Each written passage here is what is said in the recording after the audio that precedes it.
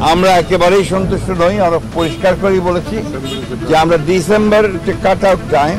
অন্তর্বর্তী সরকারের প্রধান উপদেষ্টা ডক্টর মোহাম্মদ ইউনূসের সঙ্গে বৈঠকে নির্বাচনের বিষয়ে সুনির্দিষ্ট কোনো রোডম্যাপ না পাওয়ায় অসন্তুষ্টি বিএনপি। আজ বুধবার প্রধান উপদেষ্টার সঙ্গে 2.25 ঘণ্টা বৈঠক শেষে সাংবাদিকদের প্রশ্নের উত্তরে এমন মন্তব্য করেন বিএনপির মহাসচিব মির্জা ফখরুল ইসলাম আলমগীর।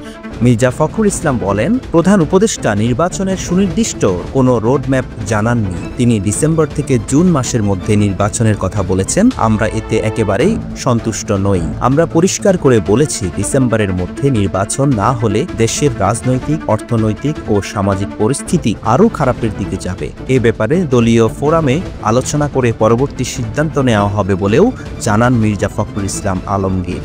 বিএনপি মহাসচিব আরও বলেন, ডিসেম্বরের মধ্যে নির্বাচন না হলে দেশের অর্থনৈতিক ও রাজনৈতিক পরিস্থিতি উন্নতি হবে না। তাই ডিসেম্বরের মধ্যে নির্বাচন হওয়া দরকার। মির্জা ফখরুল ইসলাম আলমগীরের নেতৃত্বে প্রতিনিধি দলে উপস্থিত ছিলেন স্থায়ী কমিটির সদস্য ব্যারিস্টার জমির উদ্দিন সরকার, মির্জা আব্বাস, নজরুল ইসলাম খান, সালাউদ্দিন আহমেদ, ইকবাল হাসান, মাহমুদ টুকু।